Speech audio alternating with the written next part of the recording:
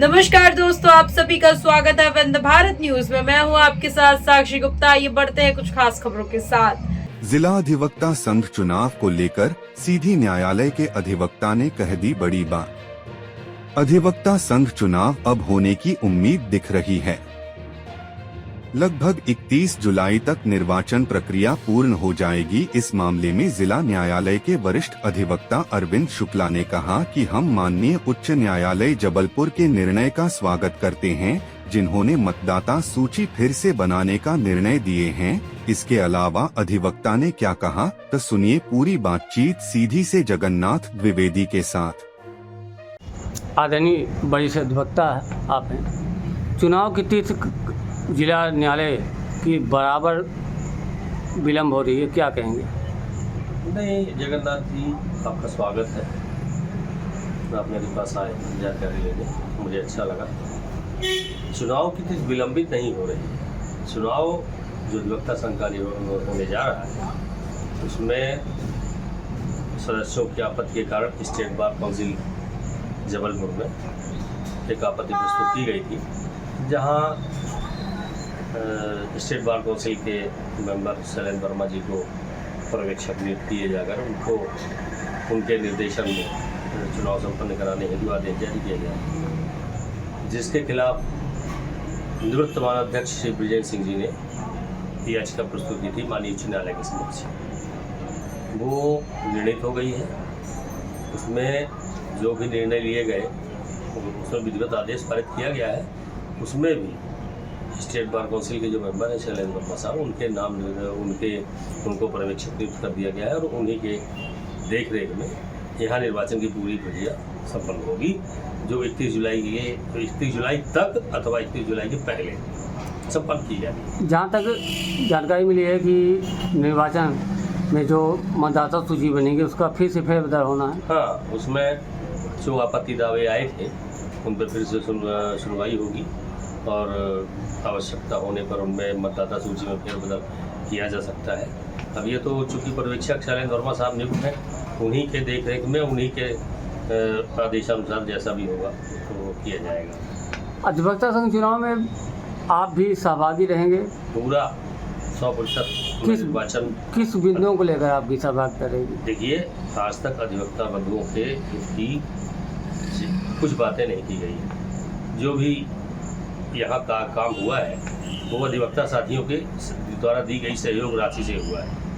आज तक किसी ने वक्ताओं के लिए ना तो लाइब्रेरी की व्यवस्था की है, ना ही उनकी बैठने की समुचित व्यवस्था की है। मैंने जैसा कि पहले ही 2 महीने पहले ही घोषणा कर रही थी कि मैं जो नए अधिवक्ता आए हैं उनके लिए बैठने की व्यवस्था करूँगा। एक अपना जो अधिवक्ता कक्ष है माननीय जिला सत्र न्यायाधीश की अनुमति से उस पर एक विधिवत फर्निश्ड हॉल बनाऊंगा, तो लैट बाथ बनाऊंगा। यहाँ देखिए लैट बाथ की भी नहीं है व्यवस्था, ना अधिवक्ताओं के लिए है। वो जो अंदर कोर्ट कैंपस के अंदर है वो थोड़ा सा गंदा रहता है, सभी लोग नहीं जाते।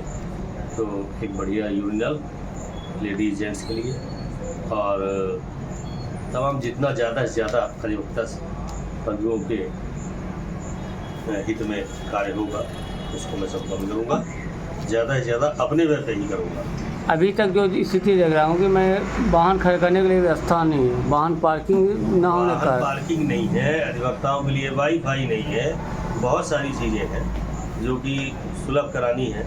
और मेरा पूरा प्रयास रहेगा कि मैं जूनियर अधिवक्ताओं को जो अभी आए हैं 2020 से 25 के बीच में, उनको बढ़िया किताबें लगभग जिनकी कीमत 5,000 रुपये तक होगी वो, और उसके साथ साथ उनको फ्री वाईफाई, उनके बैठने की व्यवस्था। और इतना ही नहीं, मेरा प्रयास ये भी रहेगा कि अपने संघ में जो वरिष्ठ सदस्य हैं, माननीय वरिष्ठ जो भी हैं, जितने भी हैं, जैसे चंद्रमोहन भैया हो गए, लालवर सिंह जी हो गए, तुलसी दादा हो गए, ये सब, इनको सबको लक्ष्मण द्विवेदी जी हो गए, ये सब विद्वान अधिवक्तागण हैं। इन और भी कई लोग हैं, बहुत सारे लोग हैं, उसमें शर्मा साहब भी हैं, श्रीमान शर्मा साहब भी हैं, जिनको काफ़ी अच्छा अनुभव है वकालत का। मैं प्रयास करूँगा कि उनको उनके सानिध्य में हफ्ते में 1 दिन 2 दिन एक कार्यशाला जूनियर अधिवक्ताओं के लिए लगाई जाए, जिससे उनको न्यायालय में पेश होने का, न्यायालय में कार्रवाई करने का, वेल यूनिफॉर्म डे रहने का, ये सब प्रशिक्षण प्राप्त हो सके। और जो ये BNS, BNSS, एविडेंस एक्ट, इस पे कुछ लेक्चर हो सके, जिससे उनका भी ज्ञानवर्धन होता रहे। अभी तक 2-3 लोगों के हाथ में अधिवक्ता संघ के अध्यक्ष का चुनाव रहा, आप आ रहे हैं मैदान में जी, क्या लगता है कि अधिवक्ताओं का साथ आपको मिलेगा? निश्चित रूप से, चूँकि मैं विकास की बात को लेकर आ रहा हूँ, ऐसी स्थिति में मैं सभी अधिवक्ताओं से हाथ जोड़कर निवेदन करूँगा कि आप अवसर दीजिए। अभी विगत 10 वर्षों से, 15 वर्षों से क्या हो रहा है, ये तो सभी अधिवक्ता बंधु देख रहे हैं। यहाँ की एक बड़ी अव्यवस्था ये है कि एक ही व्यक्ति बार बार रिपीट होकर खाता है, और वो भी अधिवक्ता संघ की राशि का सदुपयोग न कर, अधिवक्ताओं के हित में कार्य न कर, विकास की गंगा न बहाकर स्वयं विकास करता है। और मैं इस वातावरण को बदलना चाहता हूँ। मैं ये चाहता हूँ कि अधिवक्ताओं के हित में ज़्यादा से ज़्यादा प्रयास किया जाए। अधिवक्ता को कोई घर नहीं देता किराए से। मेरा प्रयास ये भी रहेगा कि मैं अधिवक्तागणों के लिए कॉलोनी बनाने के लिए मध्य प्रदेश शासन की ज़मीन को आवंटित करा सकूँ, और जिससे वो अपना विचाराधों को घर बना सके। अधिवक्ता हमारे सीधी के अधिवक्ता बंधु बहुत ही शांतप्रिय है और अपने आप को एक सीमित दायरे में रह के वो व्यवस्थित करना चाहते हैं, लेकिन नए अधिवक्ताओं को इतना सपोर्ट नहीं मिल पा रहा है। तो उनके सपोर्ट के लिए जितने आवश्यक कदम होंगे, ऐसे ही हमारे सीनियर एडवोकेट हैं, उनका सम्मान नहीं हो रहा है ना, उनके लिए भी एक सम्मान कार्यशाला मैंने निवेदन ही कर लिया।